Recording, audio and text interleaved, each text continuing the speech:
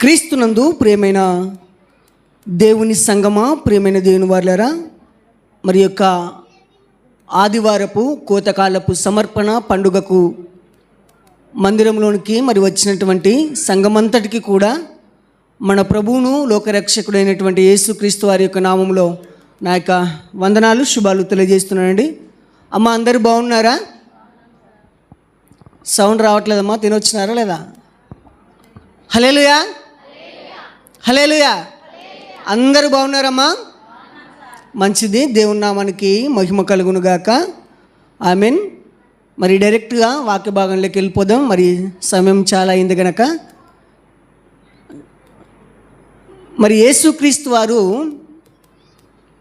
చెప్పినటువంటి లేదా పలికినటువంటి ఈ యొక్క మాటను గురించి మనము ఈ సమయంలో మనం ధ్యానిద్దాం. ప్రియమైన దేవుని వారులారా, మరి చదవండి. మత్తయి సువార్త 22వ అధ్యాయము 15వ వచనం నుండి 22వ వచనం వరకు మనము ధ్యానిద్దాము. చక్కగా దేవుని మాటలు మరి వినండి, ఓపికగా వినండి. త్వరగానే ముగిస్తాను.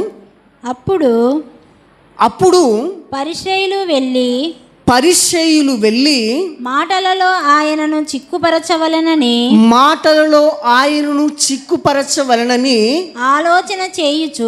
ఆలోచన చేయుచు. ప్రియమైన దేవుని వారులారా, దేవుడు రాయిస్తున్నటువంటి మాటను మనం చూడగలిగితే, యేసుక్రీస్తు వారు మరి మాట్లాడుతున్నప్పుడు అప్పుడు పరిసయ్యులు అక్కడ ఉన్నారట. పరిసయ్యులు అక్కడ ఉన్నప్పుడు పరిసయ్యులు వెళ్ళి మాటలలో ఆయనను చిక్కుపరచవలనని ఆలోచన చేయుచు.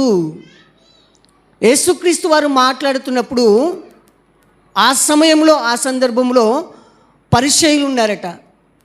పరిసయ్యులు ఉండి వారు ఏం చేస్తున్నారని మనం చూడగలిగితే, వారు వెళ్ళి, ఎవరు వెళ్ళి? పరిసయ్యులు యేసుక్రీస్తు దగ్గరకు వెళ్ళి ఎందుకోసం వెళ్ళారని మనం చూడగలిగితే, ఇదిగో మాటలలో ఆయనను చిక్కుపరచవలనని ఆలోచన చేయిస్తూ. యేసుక్రీస్తు వారి దగ్గరికి పరిసయ్యులు ఎందుకు వెళ్ళారట? యేసుక్రీస్తు వారి దగ్గరికి పరిసయ్యులు ఎందుకు వెళ్ళారని మనం చూడగలిగితే, ఇదిగో యేసుక్రీస్తు వారిని మాటలలో చిక్కుపరచవలనని ఆలోచన చేయడానికి వెళ్ళారట. అంటే యేసుక్రీస్తు వారిని ఒకటి అడగాలి, ఆయన్ను మాటల ద్వారా ఆయనను చిక్కుపరచాలి, ఆయన తప్పును పట్టుకోవాలి, ఆయన ఎలాగైనా కానీ ఇబ్బంది పరచాలి అని పరిసయ్యులైన వారు ఏం చేశారంటే, పరిసయ్యులైన వారు మరి పరిసయ్యుల వారు వెళ్ళి మాటలతో ఆయనను చిక్కుపరచవలనని ఆలోచన చేయుచు యేసుక్రీస్తు వారి దగ్గరికి వెళ్ళారట. వెళ్ళి ఏమంటున్నారు? బోధకుడా. చక్కగా పలుకుతున్నారు కదా, బోధకుడా, నీవు సత్యవంతుడు, బోధించేవాడా, మంచి మాటలు చెప్పేవాడా అని చెప్తూ చక్కటి మాటను పలికారు. ఇక్కడ బోధకుడా అంటున్నారు. ఏమండి, వాళ్ళు వినయం చూదురులే కాండి. ఏమంటున్నాడు?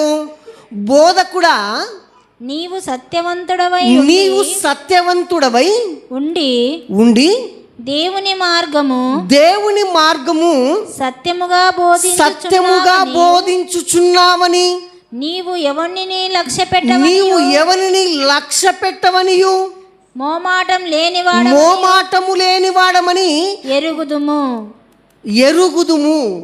నీకేమి తోచుచున్నది? ఈ శాస్త్రులైన వారు యేసుక్రీస్తు దగ్గరికి వెళ్ళి ఏం చేస్తున్నారని మనం చూడగలిగితే, ఆయన దగ్గరికి వెళ్ళి మొదటిగా బోధకుడా అని పిలిచారట, సేవకుడా అని పిలిచారట. పిలిచేమంటున్నాడు, బోధకుడా, నీవు సత్యవంతుడవై ఉండి. యేసుక్రీస్తు ఎలా ఉన్నాడట? ఎలా ఉన్నాడో పరిసయ్యులు యేసుక్రీస్తు వారికి చెప్తున్నాడు. ఏమని చెప్తున్నాడు? నీవు సత్యవంతుడవై ఉండి దేవుని మార్గమును సత్యముగా బోధించుచున్నావని, నీవు ఎవరిని లక్ష్య పెట్టవనియు మొహమాటము లేని వాడవని మేమెరుగుదుము అంటున్నటువంటి పరిసయ్యులు. ఆయన దగ్గరికి వెళ్ళి ఎలా మాట్లాడుతున్నారంటే, యేసుక్రీస్తు వారిని పొగుడుతున్నారు. ఏమంటే ఆ మాటలు మనం చూస్తే అలాగనే ఉన్నాయి కదా. అమ్మా స్పందించాలి, అట్లానే కూర్చోవద్దండి మీరు, అసలుకి స్పందించాలి. యేసుక్రీస్తు వారి దగ్గరికి వెళ్ళి పరిశీలి ఏం మాట్లాడుతున్నానంటే, మరి ప్రభువా నీవు సత్యవంతుడవై ఉండి దేవుని మార్గమును సత్యముగా బోధించుచున్నావని నీవు ఎవరిని కూడా లక్ష్య పెట్టవు, మొహమాటము లేనివాడమని మేమెరుగుదుము అంటున్నారు క్రీస్తు దగ్గరికి వెళ్ళి పరిచయులు. నీ గురించి మాకు బాగా తెలుసు, నీవు సత్యవంతుడవు, అలాగనే దేవుని మార్గమును సత్యముగా బోధిస్తావు, ఉన్నది ఉన్నట్లుగా బోధిస్తావు, నీవు ఎవరిని కూడా లక్ష్య పెట్టవు, ఎవరికి కూడా నీవు భయపడవు అని చెబుతూ నీవు మొహమాటం లేనివాడవు. యేసుక్రీస్తు వారి గురించి వాళ్ళు చెప్తుంటున్నారు, నీవు మొహమాటమే లేనివాడవు అని మేము ఎరుగుదుము, మాకు తెలుసు అంటున్నారు వాళ్ళు పరిచయులు. ఎరుగుదుమని చెప్తూ ఏమంటున్నారంటే 17వ వచనాన్ని చూడండి. 17వ వచనము, నీకేమి తోచుచున్నది. మరి యేసుక్రీస్తు దగ్గరికి మరి వారు వెళ్ళి ఆయన అడుగుతున్నారు, నీకేమి తోచుచున్నది? కైసరునకు పన్నిచ్చుట న్యాయమా? కైసరుకు పన్నిచ్చుట న్యాయమా కాదా? కాదా? మాతో చెప్పుమని అడుగుటకు హేరోదీయులతో కూడా తమ శిష్యులను ఆయన యొద్దకు పంపిరి. ఈ పరిచయులు ఎలా ఉన్నారని మనం చూడగలిగితే, దేవుని దగ్గరికి వచ్చి ఆయన మాటలు వినడానికి, ఆయన చెప్పిన మాటల ప్రకారంగా ప్రవర్తించడానికి, వారి మనసును మార్చుకోవడానికి క్రీస్తు దగ్గరికి వచ్చారని మనం చూడగలిగితే, లేదండి. ఎందుకు వచ్చారట? ఆయన మాట్లాడితే ఆయన మాటలలో ఏదో ఒక తప్పు పట్టుకోవాలి. మేము ఆయన మాట్లాడితే ఆయన మాటలో ఏదో ఒక తప్పు పట్టుకోవాలి, ఆయన ఏదో ఒక విధంగా మరి ఆయనను బాధించాలని మరి వారి పన్ని ఆయన దగ్గరకు వచ్చి అడుగుతున్నారు. ఏమని? నీకేమి తోచుచున్నది? కైసరుకు పన్నిచ్చుట న్యాయమా అని యేసుక్రీస్తు వారిని అడుగుతున్నాడు పరిచయులు వచ్చి. ఆనాడు ఉన్నటువంటి ప్రభుత్వానికి మరి పన్ను కట్టేటువంటిది ఉంది. ప్రియమైన దేవుని వారులారా, ఆనాడు ఏముందని మనం చూడగలిగితే పన్ను కట్టేది ఉంది. మనము మరి ఇప్పుడు ఎలాగైతే మరి ఇంటి పన్ను, నీటి పన్ను, భూమి పన్ను కడుతున్నారు కదా, మీరు కూడా అమ్మ కడుతున్నారా లేదా? చెప్పాలి, సౌండ్ రావట్లేదు. కడుతున్నారా లేదా? కడుతున్నారు కదా. ఆ దినాలలో కూడా, యేసుక్రీస్తు వారు ఉన్న దినాల్లో కూడా ఇదిగో పన్ను కట్టేది ఉందట. అలా పన్ను కట్టేది ఉన్నప్పుడు పరిచయులు యేసుక్రీస్తు దగ్గరికి వచ్చి, నీకేమి తోచుచున్నది? నువ్వేమనుకుంటున్నావు? నీకేమి తోచుచున్నది? కైసరుకు పన్ను కట్టుట న్యాయమా కాదా చెప్పు అంటున్నారు. పరిచయులు యేసుక్రీస్తు వారి దగ్గరికి వచ్చి, కైసరుకు పన్ను కొట్టుట న్యాయమా కాదా మాతో చెప్పుమని అడుగుటకు హేరోదీయులతో కూడా తమ శిష్యులను ఆయన యొద్దకు పంపిరి.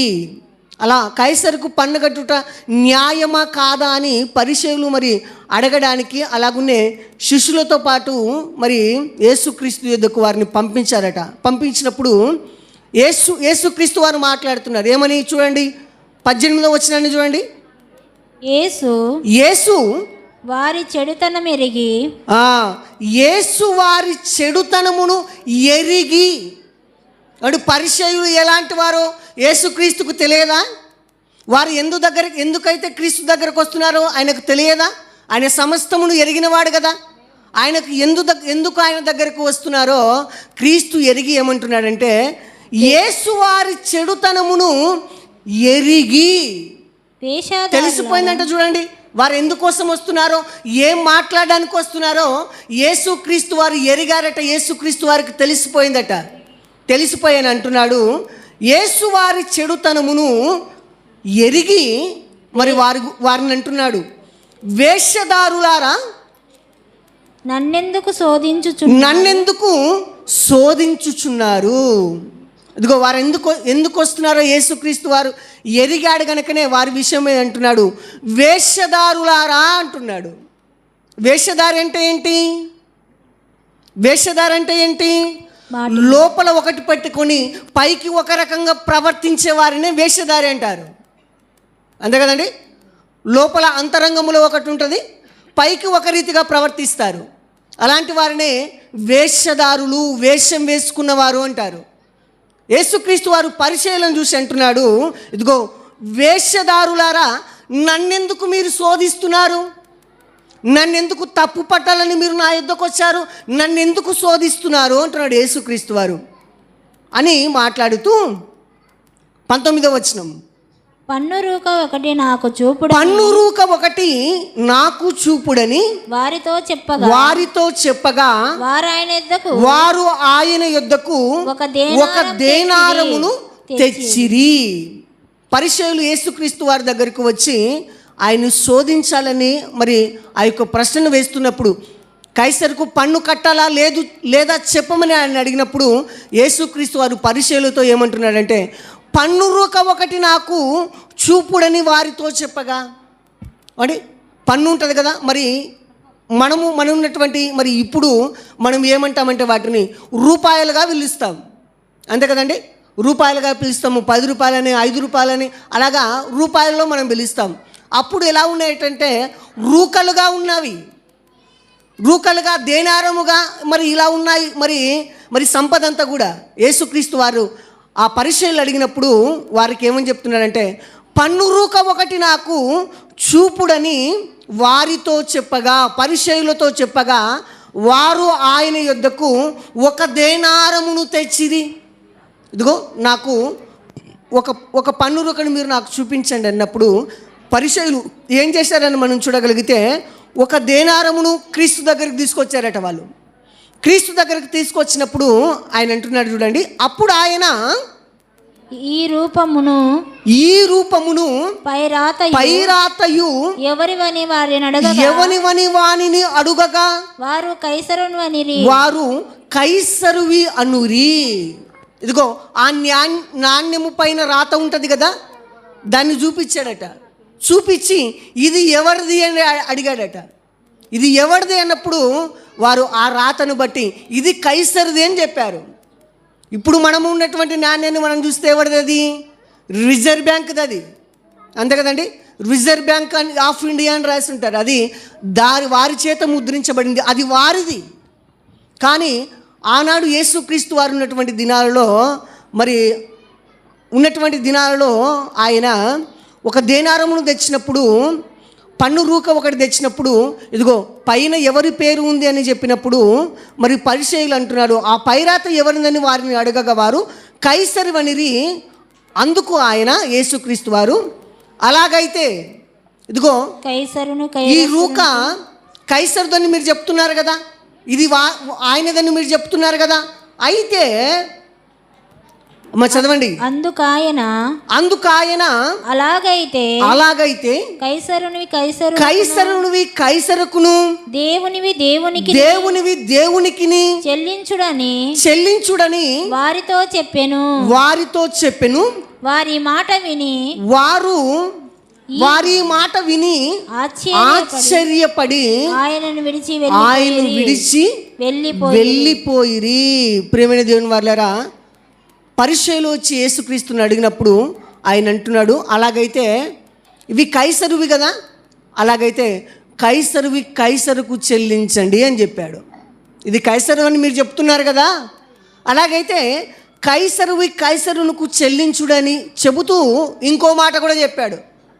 పరిచర్యలు ఆ మాట అడగకపోయినప్పుడు క్రీస్తు వారు ఏమని చెప్తున్నారంటే పరిచర్యకు చెల్లించడని చెప్తూ ఇంకో మాట చెప్తాడు. ఏమని?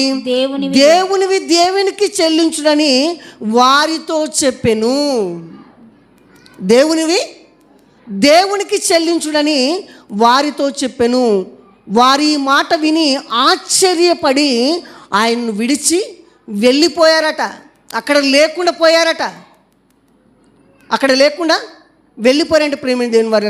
మరి యేసుక్రీస్తు వారికి వారు రూకను దేనారమును చూపించినప్పుడు, అలాగైతే ఇది కైసరుది అన్నారు కదా మీరు, కైసరుకు చెల్లించుడు, అలాగ చెల్లించుట న్యాయముని మరి యేసుక్రీస్తు వారు చెప్పినప్పుడు మరలా యేసుక్రీస్తు వారు ఒక మాట అంటున్నారు. అలాగైతే దేవునివి దేవునికి చెల్లించుడని వారితో చెప్పగా వారి ఈ మాటలు విని ఆశ్చర్యపడి ఆయన్ను విడిచి వెళ్ళిపోయిరి. పరిసయ్యులు ఎందుకు వెళ్ళిపోయారు క్రీస్తు ఎదుట నుంచి? చెప్పండి అమ్మా, ఎందుకు వెళ్ళిపోయారు? కైసరుకు ఇవ్వమన్నావు, బాగానే ఉంది మేము అడిగినందుకు. కానీ దేవునివి దేవునికి చెల్లించమంటున్నాడేంటి? ఆ మాటకు ఆశ్చర్యపోయారట వాళ్ళు. ఏమండి, కైసరికి చెల్లించమన్నాడు, అందులో న్యాయం ఉంది. కానీ దేవునివి దేవునికి చెల్లించమని చెప్పినప్పుడు అక్కడ ఉన్న పరిసయ్యులందరూ కూడా ఏం చేస్తున్నారంటే వారి మాట విని ఆశ్చర్యపడి ఆయన్ను విడిచి వెళ్ళిపోయారట. ఎందుకు వెళ్ళిపోయారని చూడగలిగితే, మరి దేవునివి దేవునికి చెల్లించడని చెప్పినప్పుడు ఆ మాట వినగానే అక్కడ ఉన్న వారందరూ కూడా మరి యేసుక్రీస్తు వారిని విడిచి వెళ్ళిపోయినట్లుగా మనం చూస్తున్నాం. ప్రియమైన దేవుని వారలారా, యేసుక్రీస్తు వారిని విడిచి వెళ్ళిపోయినట్లుగా మనం చూస్తున్నాము. అక్కడ పరిసయ్యులు ఏమని అడిగారు? మనము అడిగిన ప్రశ్నకు పరిసయ్యులు యేసుక్రీస్తు వారిని అడిగాడు కదా, కైసరుకు పన్ను చెల్లించాలా లేదా, ఇది న్యాయమని అడిగినప్పుడు మనం అడిగాము కానీ ఈ మాట మన నోరు మూయించినట్లుగా ఉంది అని వారు అనుకోలేదట. కైసరుకు పన్ను చెల్లించాలా లేదని క్రీస్తుని అడిగినప్పుడు ఈయన ఇలా చెప్పాడు కదా, మన నోరు మూయించాడు బాగా మనం అడిగిన ప్రశ్న, కానీ వారు భావించలేదట. ఏం చేశారని మనం చూడగలిగితే మరి ఆయన మాటలకు ఆశ్చర్యపడ్డారట. ఏంటి ఈయన ఇలా మాట్లాడుతున్నాడు, మేము అడిగింది ఒకటి, ఈయన చెబుతున్నది ఒకటని ఆ మాటకు వారు ఏం చేశారంటే ఆశ్చర్యపడ్డారట. ఆశ్చర్యపడి మరి క్రీస్తుని విడిచి వెళ్ళిపోయినట్లుగా మనం చూస్తున్నాం. ప్రియమైన దేవుని వారలారా, దేవునివి దేవునికి చెల్లించమని చెప్పాడు కదా, దేవునివి దేవునికి చెల్లించమన్నాడు. అలాగునే కైసరుకు చెల్లించమని చెప్పాడు. మొదటిగా కైసరుకు చెల్లించమన్నాడు కదా. ఇంతకు కైసరువి ఏమిటి? కైసరుకు చెల్లించమని చెప్పాడు కదా, కైసరువి ఏవని మనం చూడగలిగితే ప్రియమైన దేవుని వారలారా, ఈ రోజు ఉన్నటువంటి మరి ప్రభుత్వం వారు మనకు వారు అమ్మేటువంటి వస్తువులన్నిటినీ మనము ఏది కొన్నా కానీ, ప్రభుత్వం నుంచి మనము ఏది కొన్నా కానీ వారు మన నుంచి ఏది వసూలు చేస్తారంటే ట్యాక్స్ అనేది ఒకటి వసూలు చేస్తారు. ప్రేమైన వారు, మరి కారు కొన్నా కానీ, బైక్ కొన్నా కానీ, ఇల్లు కొన్నా కానీ, ఏ వస్తువును కొన్నా కానీ మన నుంచి వారు ఏం చేస్తారంటే ట్యాక్స్ వసూలు చేస్తారు. దాన్నే పన్ను అంటారు. ఇప్పుడు దాన్ని జిఎస్టీ అని కూడా పిలుస్తున్నాం. ప్రియమైన దేవుని వారలారా, మరి ఏవి కొన్నా కానీ మనము ప్రభుత్వానికి మనం ఏమి చెల్లిస్తున్నామంటే పన్ను చెల్లిస్తున్నాం. ప్రభుత్వానికి మనము పన్ను చెల్లిస్తున్నాము. మరి ఆ రోజుల్లో కూడా యేసుక్రీస్తు వారు అంటున్నారు, ఇదిగో కైసరుకు చెల్లించడమని మరి వారితో చెప్పెను. ఇంతకు కైసరువు ఏమిటి? ఆయనకి చెల్లించమని చెప్పాడు కదా, ఇంతకు కైసరువి ఏంటి అని మనం చూడగలిగితే, ఇదిగో అక్కడ ఉన్నటువంటి ప్రజలందరూ కూడా మరి అనుభవిస్తున్నటివి, వాడుకుంటున్నటివన్నీ కూడా మరి నాణ్యాలు కానీ, ధనము కానీ, మరి వారుకున్నటువంటి నివాసాలు కానీ, అలాగనే వారు వేసుకున్నటువంటి పొలాలు కానీ, వారు వాడుకుంటున్నటువంటివన్నీ కూడా ఎవరివేని మనం చూడగలిగితే ఆ కాలంలో ఉన్నవారు ఎవరివి, అవన్నీ కూడా వారు అనుభవిస్తున్నవన్నీ కూడా ఎవరివని చూడగలిగితే అవి కైసరివి. అందుకనే యేసుక్రీస్తు వారు ఏం చెప్పారంటే ఇవన్నీ కూడా మీరు అనుభవిస్తున్నారు కదా, ఇవి కైసరివి కాబట్టి కైసరుకు చెల్లించుడని చెప్పాడు. ప్రియమైన దేవుని వారలారా, అలాగునే దేవునికి చెల్లించమన్నాడు కదా. కైసరువి అయితే ఏవి? వారు అనుభవిస్తున్నట్టు నాణ్యాలు, డబ్బు, ఇల్లు, పొలాలు, వారు అనుభవిస్తున్నట్టు ప్రతి వస్తువు కూడా, ఆ కాలంలో ఉన్న వారు అనుభవిస్తున్నట్టు ప్రతి వస్తువు కూడా ఎవరివంటే అవి కైసరువి. అందుకనే కైసరుకి చెల్లించండి అని చెప్పాడు యేసుక్రీస్తు వారు. కానీ దేవునికి చెల్లించమని కూడా చెప్పాడు కదా. మరి దేవునివి ఏవి? దేవునివేవో చెప్తారా అమ్మా? దేవునివేవో మనం చెప్తారా? దేవునివి ఏవి అని మనం చూడగలిగితే, ఇదిగో మనము అనుభవిస్తున్నటువంటి ఈ యొక్క సూర్యకాంతి ఎవరిది చెప్పాలి అందరూ. మనము అనుభవిస్తున్నటువంటి ఈ సూర్యకాంతి ఎవరిది? వెలుగు ఎవరిది? దేవునివి. చంద్రుడు ఎవరివి? దేవునిది. అలాగనే నింగి, నేల, నీరు, నిప్పు, గాలి ఇవన్నీ ఎవరివి? దేవునివి. అలాగనే ఇవన్నీ కూడా దేవుని ప్రేమైన దేవుని. మరి దేవుడు నీకు ఇచ్చినటువంటి, మనకిచ్చినటువంటి ఆయుష్కాలము, ఆరోగ్యము, సంపద ఇవన్నీ ఎవరివి? మనవేనా? ఎవరు? ఇవన్నీ కూడా ఎవరివి? ఇవన్నీ కూడా దేవునివే. అంటే ప్రకృతిలో మనిషి లేదా మానవుడు అనుభవిస్తున్నవన్నీ కూడా ఎవరివి అని మనం చూడగలిగితే అవి దేవునివి కాదంటారా? మరి చెప్పండి ఒకసారి. మనము అనుభవిస్తున్నవన్నీ కూడా దేవుని కాదంటారా? దేవుని వలన కలిగినవి కాదంటారా? దేవుడు చేసినవి కాదంటారా? అవన్నీ కూడా దేవునివే ప్రేమైన దేవుని వారా. అందుకనే యేసుక్రీస్తు వారు అంటున్నారు, ఇదిగో దేవునివి దేవునికి చెల్లించండి. మీరేం చేయాలి? దేవునివి దేవునికి చెల్లించమండి అని మరి యేసుక్రీస్తు వారు చెప్పారు ప్రేమైన దేవుని వారా. కానీ మనం ఏం చెల్లిస్తున్నాము దేవునికి? ఏం చెప్పాడు యేసుక్రీస్తు వారు? దేవునివి దేవునికి చెల్లించమని చెప్పాడు. కానీ మనం ఏం చెల్లిస్తున్నాం? ఇప్పుడు మనమేం చెల్లిస్తున్నాం?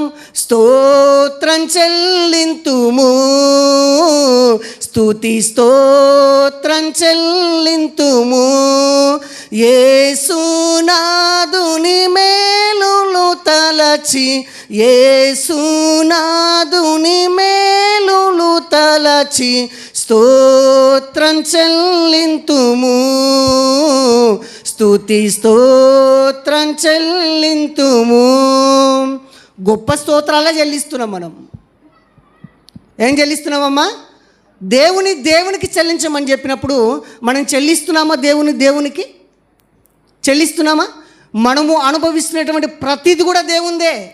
అది ఏమంటున్నాడంటే యేసుక్రీస్తు వారు దేవునికి చెల్లించండి అని చెప్తాడు. చెల్లిస్తున్నామా మనము?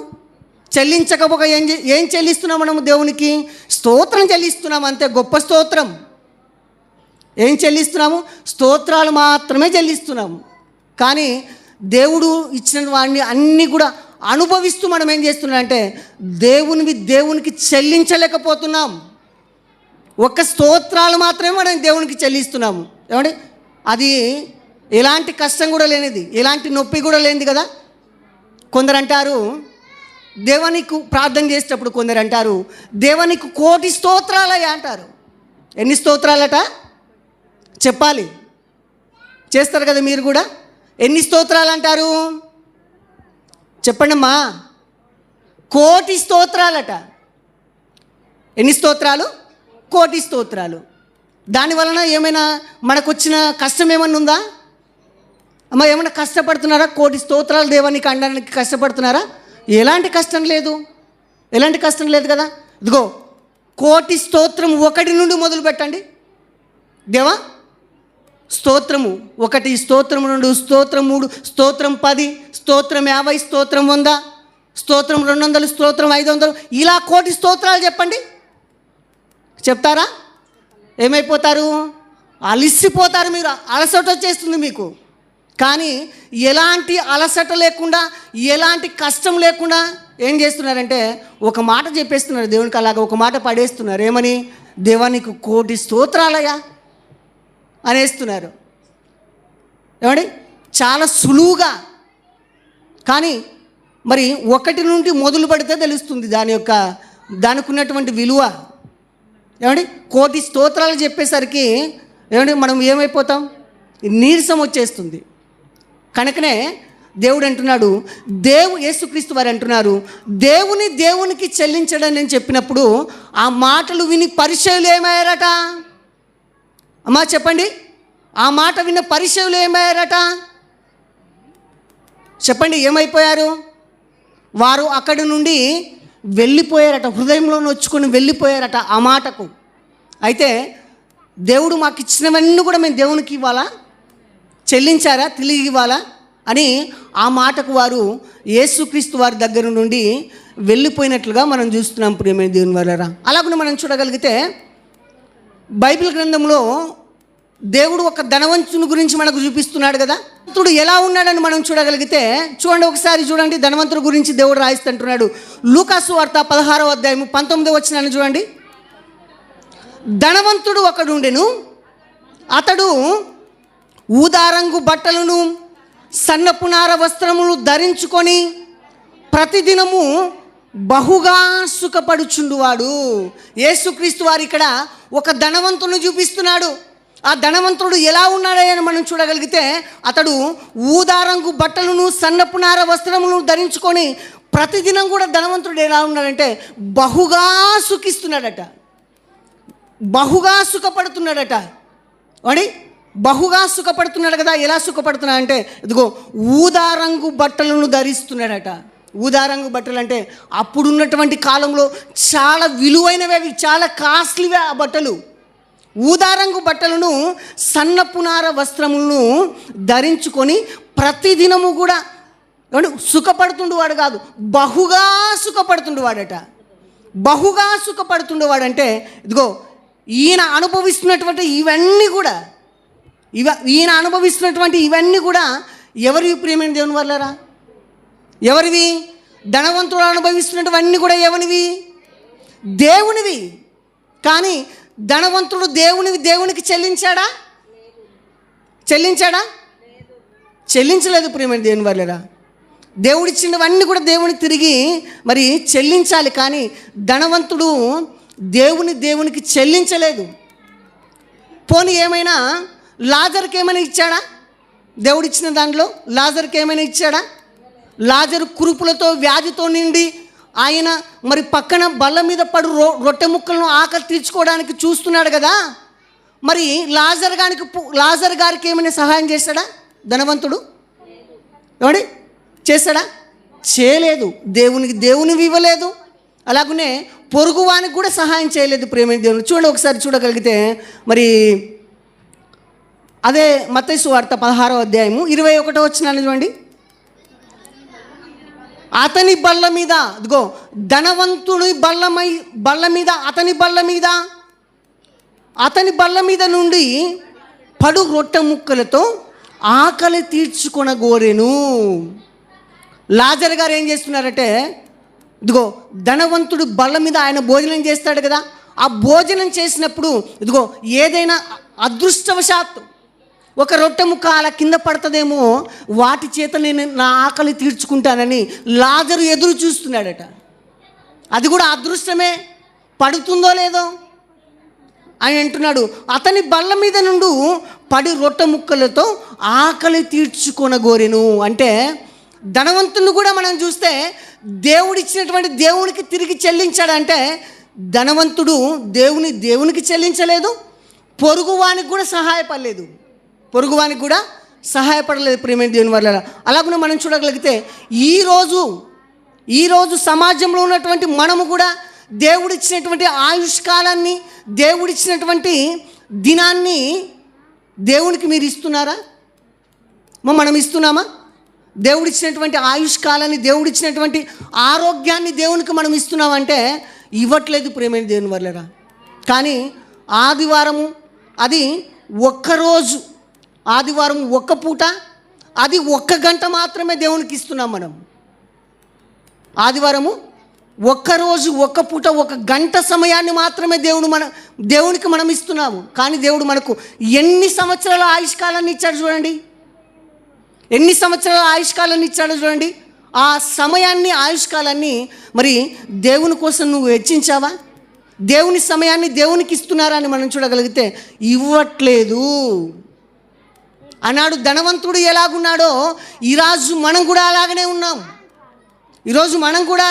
ప్రేమని దేవుని వల్ల చూడగలిగితే పాత నిబంధన గ్రంథంలో తెలివైన వారు ఒక పని చేస్తున్నారట. పాత నిబంధన గ్రంథంలో తెలివైన వారు ఒక పని చేస్తున్నారు. ఏ తెలివైన వారంటే మరి తెలివి అధికమైన వారు వీళ్ళు, తెలివి ఎక్కువైన వారు వీళ్ళు. చూడండి వారి గురించి మత్తయి సువార్త 23వ అధ్యాయము 23వ వచనాన్ని చూడండి. అక్కడ దేవుడు కొందరి తెలివైన వారిని చూపిస్తున్నాడు. చూపిస్తూ వారు ఏం చేశారో కూడా చెప్తున్నాడు. అయ్యో వేషధారులైన శాస్త్రులారా, పరిసయ్యులారా, మీరు పుదీనాలోను, సోపులోను, జీరకళ్ళలోను. చాలండి, ఇటువరకు జారు, మరలా చెప్పుకుందాం. దేవుడు ఇక్కడ కొందరి తెలివైన వారిని చూపిస్తున్నాడు. కొందరు తెలివైన వారిని చూపిస్తున్నాడు. ఆ తెలివైన వారు ఏం చేస్తున్నారని మనం చూడగలిగితే వారి గురించి దేవుడు రాస్తూ పలుకుతుంటున్నాడు. అయ్యో వేషధారులైన శాస్త్రులారా, పరిసయ్యులారా. శాస్త్రులు, పరిసయ్యులు, మనము ఎప్పుడు శాస్త్రులు, పరిసయ్యుల పేరు వచ్చినా కానీ వారి గురించి యేసుక్రీస్తు వారు చెప్పే మాట ఏంటంటే వేషధారులు అని రాయిస్తాడు. వారి గురించి ఏ సందర్భంలో చూసినా కానీ వారి పేరు వచ్చిందనుకోండి, వీరు వేషధారులు అని చెప్తాడు. చెబుతూ ఆయన ఏమంటున్నాడంటే, అయ్యో వేషధారులైన శాస్త్రులారా, పరిసయ్యులారా, మీరు ఎవరు శాస్త్రులు, పరిసయ్యులు ఏం చేస్తున్నారని మనం చూడగలిగితే వారు ఏం చేస్తున్నారంటే, మీరు పుదీనాలోను, సోపులోను, జీరకళ్ళలోను 10వ వంతు చెల్లించి. అంటే ఈ తెలివైన వారు దేనిలో చెల్లిస్తున్నారంట? దేవునికి దశమ భాగము దేవునికి దేనిలో చెల్లిస్తున్నారు ఈ తెలివైన వారని మనం చూడగలిగితే పుదీనాలోనట. మా పుదీనా గురించి మీకు అందరూ తెలుసా తెలియదా? వాడుతున్నారా? వాడట్లేదా? సంతకు పోయి తెచ్చుకుంటున్నారా? పుదీనాలోనట యేసుక్రీస్తు వారు చెప్తుంటారు, మీరు పుదీనాలోను, అలాగునే సోపులోను. సోపు కూడా మనకందరూ తెలుసు కదా. పుదీనాలోను, సోపులోను, జీలకర్రలోను ఏం చేస్తున్నారట? వారు 10వ వంతు చెల్లించి. ఎందులో చెల్లిస్తున్నారంటే పుదీనాలో చెల్లిస్తున్నారు, సోపులో చెల్లిస్తున్నారు, జీలకర్రలో చెల్లిస్తున్నారట. కాబట్టి ఇవన్నీ కూడా మరి పుదీనా కానీ, సోపు కానీ, జీలకర్ర కానీ ఇవి చాలా విలువైనవే, అధిక ధనంతో కూడుకున్నవే ఇవన్నీ కూడా. ఎంత వీటి విలువ ఎంత తెచ్చుకుంటారమ్మా మీరు? మహా అయితే ఒక 10 రూపాయలు, 20 రూపాయలు తెచ్చుకుంటారు, అంతే కదా. కానీ ఈ వేషధారులైన శాస్త్రులు, పరిసయ్యులు అందరూ కూడా మరి ఎందులో దేవునికి దశమ భాగాన్ని ఇస్తున్నారని మనం చూడగలిగితే, ఇదిగో పుదీనాలో ఇస్తున్నారట, అలాగనే సోపులో ఇస్తున్నారట, జీలకర్రలో ఇస్తున్నారట, ఈ చిన్న వాటిలో ఇస్తున్నారట. కానీ వారికి దేవుడు ఒక 10,000 రూపాయలు మరి వారి చేతుల కష్టార్జితాన్ని దేవుడు ఆశీర్వదించాడు అనుకోండి. దానిలో ఎంత ఇవ్వాలి? 10,000లో దశమ భాగము ఎంత ఇవ్వాలమ్మా? 1000 రూపాయలు. ఆ దేవుడు ఇచ్చినటువంటి నీకు 10,000లో మరి 1000 రూపాయలు దశమ భాగం ఇవ్వడానికి మనం ఇష్టపడతామా? కాబట్టి నీకు అధిక లాభం వచ్చిన దాంట్లో నువ్వు ఇవ్వడానికి ఇష్టపడతావా? కాబట్టి అలాగే ఎవరు కూడా ఇష్టపడరు. కానీ ఈ తెలివైన వాళ్ళు ఏం చేస్తున్నారంటే చిన్న చిన్న వాటిలో దశమ భాగం ఇస్తున్నారట, చిన్న వాటిలో. అందుకనే వారిని ఏమన్నాడంటే, ఇదిగో వేషధారులైన శాస్త్రులారా, పరిసయ్యులారా, మీరు పుదీనాలోను, సోపులోను, జీలకర్రలోను 10వ వంతు చెల్లించి, ఇదిగో ఈ చిన్న వాటిలో మీరు చెల్లిస్తున్నారని చెబుతూ ఏమంటున్నారంటే, ధర్మశాస్త్రములో చదవండి, ధర్మశాస్త్రములో ప్రధానమైన విషయములను అనగా న్యాయమును, కనికరమును, విశ్వాసమును విడిచిపెట్టితిరి అని తెలియజేస్తున్నారు. చూడండి ఏం చేస్తున్నారట? ఇదిగో మీరు పుదీనాలో, సోపులో, జీలకర్రలో ఇస్తున్నారు కానీ నేను చెబుతూ ఏమంటున్నానంటే, ధర్మశాస్త్రములో ప్రధానమైన విషయములను, దేవుని గ్రంథములో ధర్మశాస్త్రములో ప్రధానమైన విషయమును అనగా న్యాయమును, కనికరమును, విశ్వాసమును మీరేం చేశారంటే మరి ఏం చేశారట? విడిచిపెట్టేశారట. వీళ్ళు దేన్ని విడిచిపెట్టారంటే దేవుని ధర్మశాస్త్రములో న్యాయాన్ని విడిచిపెట్టారట, అలాగనే కనికరాన్ని విడిచిపెట్టారట, అలాగనే విశ్వాసాన్ని విడిచిపెట్టారట. వీటన్నిటిని కూడా దేవుని గ్రంథంలో ధర్మశాస్త్రంలో వీటన్నిటిని కూడా విడిచిపెట్టి దేనిలో చెల్లిస్తున్నారు, దేనిని వారు ఆచరిస్తున్నారని మనం చూడగలిగితే, ఇదిగో దేవునికి పుదీనాలో, జీలకర్రలో, అలాగనే సోపులో మరి దశమ భాగాలు చెల్లిస్తున్నట్టు వీటిని అనుసరిస్తున్నారట. వాళ్ళు వీటిని అనుసరిస్తున్నారట. కానీ మీరు వేటిని అనుసరించట్లేదని దేవుడు చెప్తున్నాడంటే, మరి దేవుని ధర్మశాస్త్రములో మీరు న్యాయమును మీరు అనుసరించట్లేదు. దేవుని ధర్మశాస్త్రంలో న్యాయమును మీరు అనుసరించట్లేదు. అలాగనే కనికరమును మీరు అనుసరించట్లేదు, విశ్వాసమును మీరు అనుసరించట్లేదు. వీటినన్నిటిని మీరు విడిచిపెట్టారు అని చెప్తున్నాడు. వీటినన్నిటిని మీరు విడిచిపెట్టారు. కానీ ఇదిగో చిన్న చిన్న వాటిలో, అల్పమైన దాటిలో వాటిని మీరు ఆచరిస్తున్నారు, చేస్తున్నారు అని చెప్తున్నాడు. ప్రధానమైనవే విడిచిపెట్టేశారట. ప్రధానమైనవే విడిచిపెట్టి చిన్న చిన్న వాటిలో దేవునికి ఇస్తున్నాడు. ప్రియమైన దేవుని వారలారా అని చెప్తున్నాడు దేవుడు. వాటిని మానక వీటిని చేయవలసి ఉండెను. వేటిని మానకుండా వేటిని చేయమంటున్నాడు యేసుక్రీస్తు వారు? మరి చెప్పండి, వాక్యం ఎరిగిన వారు చెప్పండి ఒకసారి. న్యాయము, కనికరము, విశ్వాసాన్ని వేటిని విడిచిపెట్టకుండా వేటిని చేయాలని చెప్తున్నాడంటే, ఇదిగో న్యాయమును, కనికరమును, విశ్వాసమును మీరు విడిచిపెట్టకుండా, ఇదిగో మీరు పుదీనాలో, సోపులో, జీలకర్రలో ఇస్తున్నారు కదా, వీటిని అనుసరిస్తూ వాటిని కూడా చేయండి అని చెప్తున్నాడు. వీటిని విడిచిపెట్టి వాటిలో చేయడం కాదు, వీటిని చేస్తూ ధర్మశాస్త్రాన్ని పాటిస్తూ నీతిని, న్యాయమును, విశ్వాసమును ఇవన్నీ కూడా పాటిస్తూ మీరు ఏం చేయాలంటే వాటిని కూడా మీరు పాటించండి అని చెప్తున్నాడు. ప్రియమైన దేవుని వారలారా చూడండి. అలాగనే మనం చూడగలిగితే అపోస్తలుడైనటువంటి పౌలు గారు కొరింథీ సంఘానికి రాసినటువంటి మొదటి పత్రిక 16వ అధ్యాయము ప్రారంభ వచనం నుండి చూడండి. చందా విషయమైతే, పరిశుద్ధుల కొరకైతే చందా విషయమైతే నేను గలతీయ సంఘమునకు నియమించిన ప్రకారము మీరును చేయుడి. ఇదిగో గలతీ సంఘానికి నేను ఒకటి నియమించానని చెప్తూ మరి కొరింథీ సంఘానికి చెప్తున్నాడు పౌలు గారు. ఏమని చెప్తున్నాడు ఆయన? పరిశుద్ధుల కొరకైన చందా విషయమైతే, అమ్మా అల్లరి చేయొద్దండి, పిల్లలను సైలెంట్గా పెట్టుకోండి.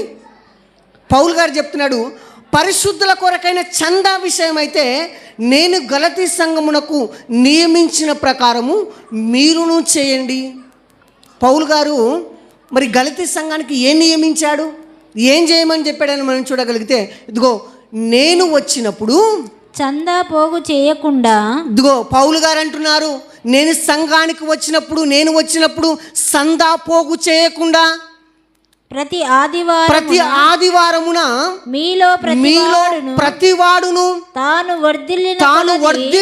వర్ధిల్లిన కొలది తన యొద్ద కొంత సొమ్మును నిలువ చేయవలెను. ఇదిగో నేను మీ యొద్దకు వచ్చినప్పుడు, సంఘానికి వచ్చినప్పుడు ఏం చేయమంటున్నాడంటే, ప్రతి ఆదివారమున మీలో ప్రతివాడును తాను వర్ధిల్లిన కొలది, దేవుడు వారిని వర్ధిల్లించిన కొలది, ఆశీర్వదించిన కొలది తమ యొద్ద కొంత సొమ్మును నిలువ చేసుకోండి అంటున్నాడు. కొంత సొమ్మును మీరు నిలువ చేసుకోండి. ఇదిగో నేను వచ్చినప్పుడు మీరు ఎవరిని యోగ్యులని ఎంచి పత్రికలిత్తురో వారి చేత మీ ఉపకార ద్రవ్యమును యెరూషలేమునకు పంపుదుము. ఇదిగో అలాగా దేవుడు మిమ్మల్ని ఆశీర్వదించిన దానిలో మీ చేతుల కష్టార్జితంలో మీరు నాకు ఇవ్వవలసిన అవసరం లేదు. ఇదిగో ప్రతి ఆదివారపు ఆరాధన దినమున మీరు కష్టపడినటువంటి దాన్ని, దేవుడు ఆశీర్వదించిన దాన్ని అంతా కూడా సొమ్మును మీ యొద్ద పెట్టుకోండి. మీ యొద్ద పెట్టుకున్నప్పుడు నేను వచ్చినప్పుడు మీరు ఎవరిని యోగ్యులని ఎంచి పత్రికలిత్తురో వారి చేత ఉపకార ద్రవ్యమును యెరూషలేమునకు పంపిద్దాము, సంఘానికి పంపిద్దాము అని చెప్తున్నాడు. ప్రియమైన దేవుని వారు అలాగనే మనం చూడగలిగితే దేవుని పని కొరకు దేవుని పిల్లలకు మరి ఇచ్చినట్లయితే దేవుడు మనకేం చేస్తాడంటే రెట్టింపుగా ఇస్తాడట. దేనికోసం ఇచ్చినప్పుడు? దేవుని పని కోసము, దేవుని పిల్లల కొరకు ఇచ్చినప్పుడు దేవుడు దాన్ని ఏం చేస్తాడంటే మరలా వాటిని రెట్టింపుగా ఇస్తాడట. యోబు విషయం మీకు అందరికీ తెలుసు కదా. యోబు గారి గురించి మీకు అందరికీ తెలుసు కదా. ప్రారంభంలో యోబు గారు ఎలా ఉన్నారు, తర్వాత యోబు గారు ఎలా ఉన్నారంటే అంతకు రెట్టింపు ఇచ్చాడు ప్రేమైన దేవుని వాళ్ళరా. యోబు గారికి అంతకు రెట్టింపుగా ఇచ్చాడు ప్రేమైన దేవుడు మనకు రెట్టింపుగా ఇస్తాడంటే ఇదిగో ఎలా ఇస్తాడని మనం చూడగలిగితే, నువ్వు నమ్మితే ఇస్తాడు, నమ్మకపోతే ఇస్తాడా అమ్మా? దేవుడు మనకు రెట్టింపుగా ఇస్తే, ఇదిగో నేను నా చేతుల కష్టార్జితంలో కొంత దేవుని పని కోసం ఇచ్చినప్పుడు దేవుడు దానికి నాకు రెండంతలుగా రెట్టింపుగా ఇస్తాడని నువ్వు నమ్మినప్పుడు మాత్రమే ఇస్తాడు. నమ్మినప్పుడు మాత్రమే ఇస్తాం. కానీ మనకేమో నమ్మకం లేదు. ఉందమ్మా నమ్మకం ఉందా మనకు? అంటే నేను ఇస్తే మరి దేవుడు నాకు ఇస్తాడో ఇవ్వడో, నాకు తక్కువ అయిపోతుందేమో, ఇస్తాడో ఇవ్వడని అపనమ్మకంతో చేస్తుంటాం మనం. కానీ దేవునికి మరి దేవుడు ఇస్తాడనే నమ్మకంతో ఇవ్వాలట దేవునికి. అలాగనే మనం చూడగలిగితే దేవుడు రోమిలకు రాసినటువంటి పత్రిక 11వ అధ్యాయం 35వ వచనంలో దేవుడు ఒక మంచి మాటను రాయిస్తున్నాడు. చూడండి, ఒకసారి చూడండి. రోమిలకు రాసినటువంటి పత్రిక 11వ అధ్యాయము 35వ వచనం. ముందుగా ఆయనకిచ్చి ప్రతిఫలము పొందగలవాడు ఎవడు? అక్కడేముంది బైబిల్లో? ప్రశ్న వేశాడు దేవుడు. ఏం వేశాడమ్మా? ప్రశ్న వేశాడు. అడుగుతున్నాడు అందరినీ కూడా, దేవుని పిల్లలైన వారందరినీ కూడా, ప్రతి మనిషిని, ప్రతి మానవుని కూడా దేవుడు ఏం చేస్తున్నాడంటే ప్రశ్నిస్తున్నాడు, అడుగుతున్నాడు. ఏమని అడుగుతున్నాడు? ఇదిగో ముందుగా నాకిచ్చి ప్రతిఫలము పొందగలవాడు ఎవడు అంటున్నాడు. చూడండి, ఎవరికి ఇవ్వాలట? ముందుగా మనము దేవునికి ఇవ్వాలట. ఆయన అంటున్నాడు చూడండి, ముందుగా నాకిచ్చి ప్రతిఫలము పొందగలవాడు ఎవడు? ముందుగా ఎవరికి ఇస్తే మనకు ప్రతిఫలం వస్తుంది? ఎవరికి ఇవ్వాలమ్మా? దేవునికే ఇవ్వాలా? దేవునికే ఇవ్వాలి. ముందుగా దేవునికి, మరి ముందుగా ఆయనకిచ్చి ప్రతిఫలము పొందువాడు ఎవడు? ఇదిగో నాకిచ్చి నా చేత ప్రతిఫలాన్ని, దీవెనలు, ఆశీర్వాదాలని గలవాడు ఎవడని దేవుడు ప్రశ్న వేస్తున్నాడు. అలా పొందుకున్నవారు ఎవరైనా ఉన్నారా బైబిల్ గ్రంథంలో? ఉన్నారమ్మా? చూడండి, దేవుడు అక్కడ మరి బైబిల్ గ్రంథంలో ఒక వ్యక్తిని చూపిస్తున్నాడు. చూడండి, అలాగా ముందుగా దేవునికిచ్చి ప్రతిఫలము పొందుకున్నవాడు ఎవరైనా మనం చూడగలిగితే ఆదికాండము 4వ అధ్యాయము 2వ వచనం నుండి మనం చూడగలిగితే దేవుడు ఇక్కడ హేబేలు గారిని చూపిస్తున్నాడు. ఎవరిని చూపిస్తున్నాడు? హేబేలు గారిని చూపిస్తూ దేవుడు ఏం చెప్తున్నాడు చదవండి ఒకసారి. తర్వాత ఆదికాండము 4వ అధ్యాయము 2వ వచనం నుండి. తర్వాత అమ్మా ఇందాక చదివినదే కరెక్ట్. హేబేలు గొర్రెల కాపరి, కయీను భూమిని సేద్యపరచువాడు. హేబేలు గారు గొర్రెలు కాసుకునేటువంటి ఆయన. అలాగనే కయీను భూమిని సేద్యపరిచేవాడు. కొంతకాలమైన తరువాత కయీను పొలము పంటలో కొంత యెహోవాకు అర్పణగా తెచ్చెను. హేబేలు కూడా తన మందలో తొలుచూరు పుట్టిన వాటిలో క్రొవ్విన వాటిని కొన్ని తెచ్చెను. యెహోవా హేబేలును అతని అర్పణను లక్ష్యపెట్టెను. ప్రియమైన దేవుని వల్ల ఇక్కడ దేవుడు హేబేలు, కయీను గురించి, ఇద్దరు అన్నదమ్ముల గురించి రాయిస్తున్నాడు దేవుడు, చెబుతున్నాడు దేవుడు. ఏమని అంటే, ఇదిగో హేబేలు గొర్రెల కాపరి, కయీను భూమిని సేద్యపరిచేవాడు, సేద్యగాడు. అలాగనే కొంతకాలమైన తర్వాత ఏం జరిగిందని మనం చూడగలిగితే, కొంతకాలమైన తర్వాత కయీను పొలము పంటలో కొంత యెహోవాకు అర్పణగా తెచ్చాడట. దేవుడిచ్చినటువంటి పంటలో కయీను గారు ఏం చేశారంటే కొంత దేవునికి అర్పణగా తీసుకొచ్చాడట. తీసుకొచ్చిన తర్వాత హేబేలు కూడా తన మందలో తొలుచూరు పుట్టినటువంటి వాటిలో క్రొవ్విన వాటిని కొన్ని తెచ్చెను. యెహోవా హేబేలు అతని అర్పణను లక్ష్యపెట్టెను. ఎందుకు కయీను అర్పణను లక్ష్య పెట్టలేదు? ఎందుకు హేబేలు మరి అర్పణను మాత్రమే లక్ష్య పెట్టాలని మనం చూడగలిగితే, మరి హేబేలు గారు ఏం చేశారంటే దేవుడు తనకిచ్చినటువంటి దానిలో, తొలిచూరు దానిలో బాగా క్రొవ్వినవి, శ్రేష్టమైనది మంచిది మొదటిగా దేవునికి ఇచ్చాడు. ప్రియమైన దేవుని వాళ్ళరా, ఏం చేశాడు? మొదటిగా దేవునికి ఇచ్చాడు. మొదటిగా దేవునికి ఇచ్చినందుకే ఆయన అర్పణను దేవుడు ఏం చేశాడంటే, హేబేలు గారి యొక్క అర్పణను దేవుడు లక్ష్య పెట్టాడు, స్వీకరించాడు. స్వీకరించినప్పుడు మరి కయ్యోను గారు ఏం చేశారు? కయ్యోను గారు ఏం చేశారు? మీకు అందరికి తెలుసు కదా. ఇదిగో దేవుడు తన అర్పణను స్వీకరించినప్పుడు మరి తన ముఖము తన తమ్ముని మీద ఏం చేశాడంటే కోపాన్ని తెచ్చుకున్నాడట. కోపాన్ని తెచ్చుకుని ఏం చేశాడు? మరి కయ్యూను అంటే హేబేలును చంపేశాడట, లేకుండా చేశాడట.